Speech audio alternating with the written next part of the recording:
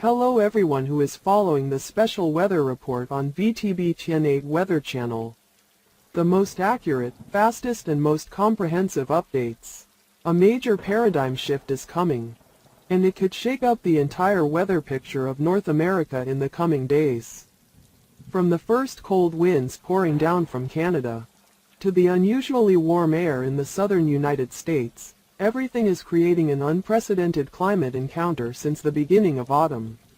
Today, we will analyze the latest developments in detail, the location of the low-pressure trough, the extent of its impact, and the outlook for the end of October, including Halloween week. Let's turn over to your tropical update, the Atlantic Ocean. Welcome to the first part of our newsletter. The big paradigm shift is coming.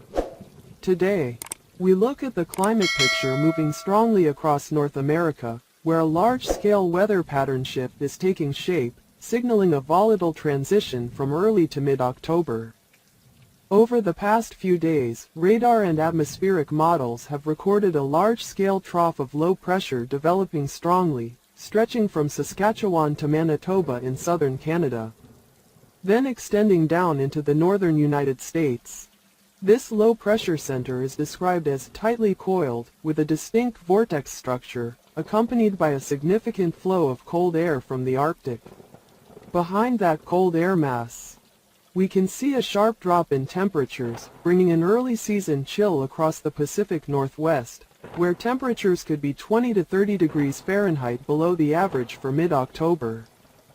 That is a clear sign that fall is indeed getting closer, and that winter may arrive earlier than expected in some areas this year.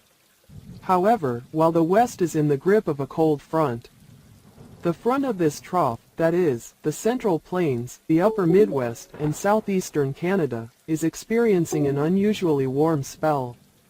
Temperatures are 20 to 25 degrees Fahrenheit above average, making it feel like spring, even summer. From Kansas, Oklahoma, to Texas, daytime temperatures are in the 80s to 90s. While in the Midwest and Ohio Valley, they are in the 60s and 70s. Further northeast, where the cold front has already passed, temperatures drop to the 50s and 60s, providing a dry, pleasant feeling. The stark contrast between the cold air mass in the west and the warm air mass in the southeast is creating a weather belt dynamic, setting the stage for the formation of powerful storm and thunderstorm systems in the coming days. Starting Monday, October 13th through Friday, October 17th, the temperature picture across North America will continue to be fragmented. The core of above-normal temperatures will be centered around the Missouri Ozarks, extending across much of the central United States. Temperatures could be about 20 degrees Fahrenheit above average, bringing an unseasonably warm feeling. In contrast, the west coast will see a deep trough of low pressure, bringing with it a strong cold front, causing many areas to record temperatures 15 to 30 degrees Fahrenheit below average. This will be the first significant cold snap of the month, especially in Washington, Oregon, Idaho, and Montana. Columbus Day will be a holiday for many Americans, but the weather will vary greatly by region. In the Dakotas, Minnesota, and northern Iowa, daytime temperatures will range from 40 to 55 degrees Fahrenheit, forcing people to bundle up when outdoors. In contrast, near the Gulf of Mexico, from Houston to New Orleans, and even as far as Mobile, Alabama, the weather will remain gloriously warm, with temperatures in the 80s and 90s, a pleasant holiday for outdoor activities. By Tuesday, the cool air will continue to spread, especially in the Twin Cities, Wisconsin, and Michigan, with temperatures dropping to the 50 degrees Fahrenheit range. By Wednesday, the cold front will peak, affecting much of the north and northeast, before a slight recovery over the weekend. Don't expect a strong warm spell, though. Temperatures will only inch up to 60 degrees Fahrenheit, still significantly colder than the first few weeks of the month. The Tuesday morning after Columbus Day, many people in the north will feel the sharpest early chill of the season so far this fall. In North Dakota, northern Minnesota, northern Wisconsin, and northern Michigan, early morning temperatures could drop below 32 degrees Fahrenheit, signaling the first freeze of the season. By Thursday, this cold front will extend eastward from New York to Maine, bringing the possibility of widespread frost. By Friday, overnight temperatures will rise slightly, but will still be in the 40s, cold enough to fog up car windows in the morning. Now let's move on to another concern, thunderstorms. Over the next 3 days, parts of the southwestern United States will experience scattered thunderstorms, sometimes stronger than normal. Today, thunderstorms will be concentrated in southern Arizona, including the Phoenix metropolitan area.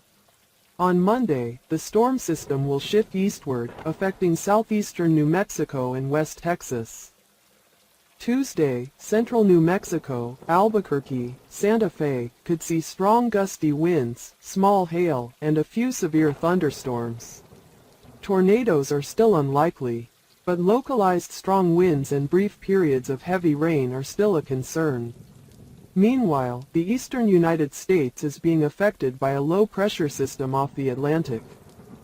This system is pulling moisture from the Atlantic inland, causing showers along the I-95 corridor from Boston, Providence, Hartford to New York City and Long Island throughout Sunday and Columbus Day. Many areas could see moderate to heavy rain, strong coastal winds, making outdoor travel difficult. This will be a good day to stay indoors, read, watch a movie, or enjoy coffee, as skies will be overcast and rain will persist. In contrast, the southeast, especially Tennessee, Georgia, Alabama, will see clear skies and sunshine, making it ideal for outdoor activities. From Monday to Tuesday, the northern plains and upper Midwest regions of Minnesota, Iowa, Wisconsin, and northern Illinois will see more clouds and some light rain. While not enough to end the drought, it will help improve farmland moisture levels. Further south, in Nebraska, Kansas, Oklahoma, and the Texas Panhandle, scattered thunderstorms may develop, accompanied by light lightning. These rains, while not heavy, will still bring valuable water after weeks of drought. And now, let's turn our gaze to the west, where winter is knocking on the door early. Cold air masses and strong low-pressure troughs will bring snowfall back to the Sierra Nevada, Cascades, and northern Rocky Mountains. Snowfall of several feet is possible on mountain peaks above 2,000 meters from Monday to Tuesday, while lower areas will see heavy rain, creating the risk of flash floods and mudslides. Cities such as Sacramento and Reno could see their heaviest rain since the beginning of the fall. A combination of meteorological models shows that rainfall totals over the next 7 days, through Sunday, October 19th, will increase significantly in many areas. While not enough to end the drought in the central and southwest, these consecutive rains will help alleviate the prolonged dry conditions, especially in Kansas, Oklahoma, and Texas. With the moving trough of low pressure, strong winds will be a prominent feature this week. Over the Central Plains, the Rockies, and southern Canada, especially Manitoba, gusts of up to 80 kilometers per hour could be possible, forcing the Meteorological Agency to issue a high wind warning in some areas. In contrast, the southeast will see light winds and clear skies, making for a more pleasant environment. However, off the east coast, strong winds are also possible due to coastal low-pressure systems, particularly from Cape Cod to the Outer Banks. As we approach the last week of October, the global weather pattern begins to split, resulting in 2 potential scenarios for Halloween this year. Scenario 1: cold east, warm west. If the trough continues to move east, the eastern United States will see cold, dry weather, while the west will be warmer than normal. Scenario 2: high east, cold west. If a high-pressure band forms in the east, the region will be warmer and drier, while the west will see a deeper cold snap, accompanied by snow showers. Both scenarios are still 50-50, like a coin toss in nature. However, it's worth noting that the second pattern, high pressure to the east, cold to the west, could bring the threat of severe weather to the central U.S. later in the month. In short, a major weather pattern change is indeed approaching North America. The interaction of cold air from Canada and warm air from the Gulf of Mexico will greatly increase the temperature and atmospheric energy gradient, creating conditions for storms, thunderstorms, and even early snow. People in the Midwest, Northwest, and Northeast should be ready for colder, windier, and more volatile weather in the coming days. And those in the South, enjoy the last days of warm weather, because winter is closer than you think. Let's turn over to your tropical update. The Atlantic Ocean. Lorenzo. When the current storm is just the tip of a larger threat, let's start with Lorenzo, the tropical storm that's moving across the Atlantic, but there's a much bigger story behind it. One we'll need to keep a close eye on in the coming days. Lorenzo is just the introduction. The real important part is behind it, where conditions are now converging to spawn a potential new system. Right now, across the Caribbean and surrounding waters, there's a strong tropical moisture layer spreading, from the Bahamas, Cuba, Haiti, Jamaica, to the Cayman Islands, and even parts of Central America and Mexico. These layers of moisture aren't just normal clouds, they're fuel for potential storms to form. Many regions are facing the risk of heavy rains, even flooding, especially in Central American countries like Guatemala, El Salvador, Honduras, Nicaragua, Costa Rica, and Panama. This is no isolated event, it's a weather pattern that's compressing energy, waiting for the right moment to explode. Meanwhile, Lorenzo is still at the center, moving in a curve and picking up some moisture from the south and east. That moisture is being sucked north, energizing the storm system, helping it really come to life if conditions are right. Lorenzo is a tropical storm. Winds are currently around 50 miles per hour. It's not as powerful as a major hurricane, but its structure and path are remarkable. What's unique? Lorenzo is creating a curve as it moves north. That curve isn't random. It reflects how surrounding pressure systems and wind currents influence its path. We should be able to see this curve clearly over the next 24 hours. As Lorenzo moves north, the moisture it pulls from the Caribbean will continue to feed it, so it's not just going away, it's still having an impact.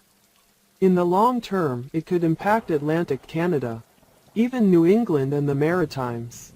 However, Lorenzo isn't the last big threat.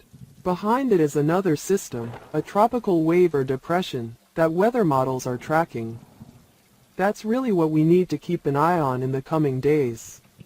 Behind Lorenzo, a body of moisture is pouring off the coast of Africa across the Atlantic and toward the Caribbean, where it could develop given the right conditions: warm water, high humidity, and few high-pressure barriers.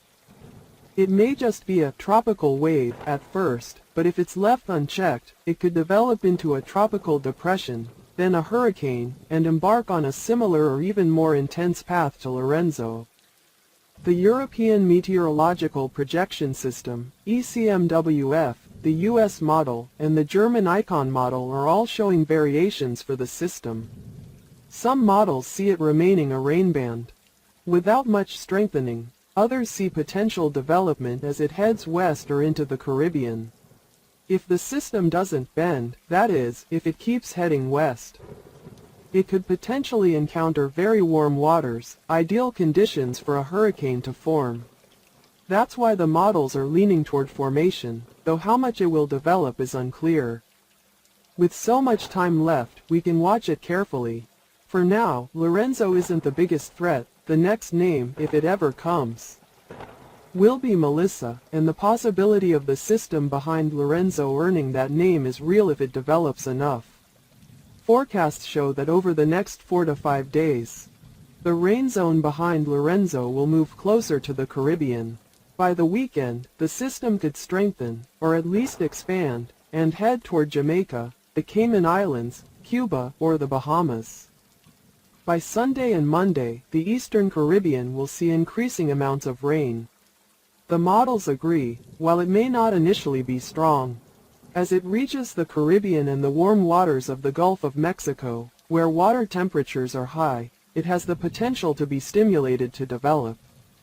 Some models see it forming over the Eastern Caribbean, Some see it forming as it crosses the central Caribbean, and some see it forming rapidly as it approaches a favorable pressure area. But regardless of which model is correct, the common thread is this: there is high uncertainty, which is understandable given that this system has just left the coast of Africa. It has a long way to go before it ripens.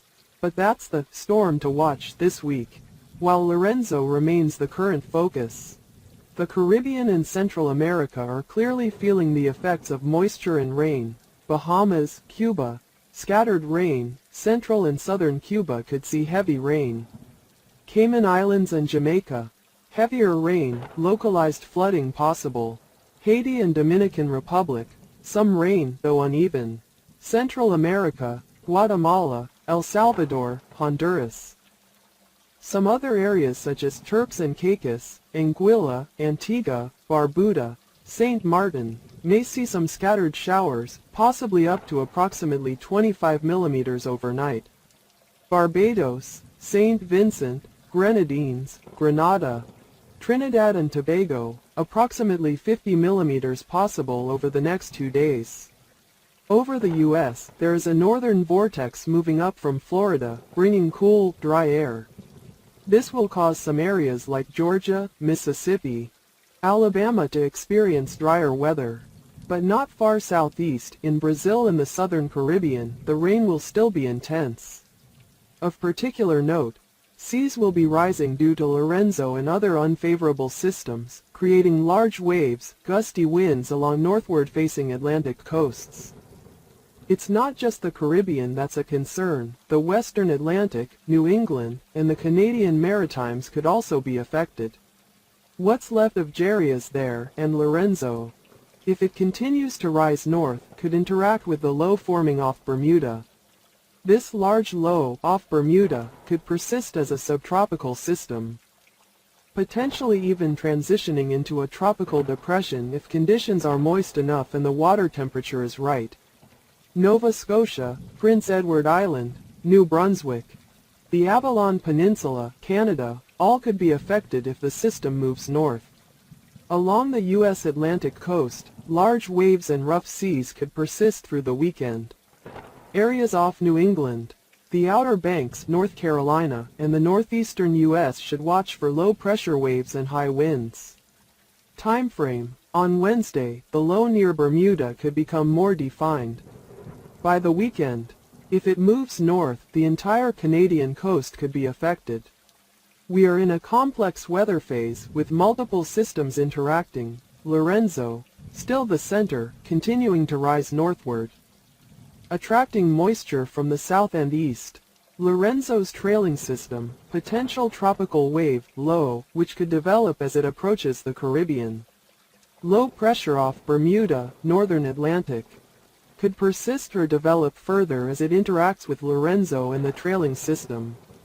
Wind currents, high, low pressure, water temperature and humidity, all factors in the system's track. Intensification and trajectory, models, European, American, ICON, etc., all reflect the general trend, while the details differ. Most expect the Caribbean to be where Lorenzo's trailing system will develop, at least as a weak hurricane, before possibly moving west or north, if not blocked by high pressure. However, it's important to remember, there's no absolute certainty at this point. With the system just leaving Africa, there are many variables. Time will determine what happens next, but for now, we need to watch closely, hour by hour, day by day. Stay informed. Hurricane bulletins, model forecasts will be adjusted daily. Keep an eye on official reports from meteorological agencies. Watch out for the Caribbean and Central America. If the system behind Lorenzo develops, these countries will be the first to be affected. Be prepared for heavy rains, localized flooding. Watch out for ocean and shorelines, large waves, gusty winds, high water, including the eastern U.S. coast and Canadian Maritimes if the northern system develops. Understand the development period of a hurricane. Even if it's a small system initially entering warm waters with little resistance, it can intensify quickly. If you like this video, Please share it with your friends, relatives and on social networks. Comment in the comment section below the video. I really appreciate it. Please subscribe to the channel to follow. Thank you for watching the news on VTB Tien 8 channel.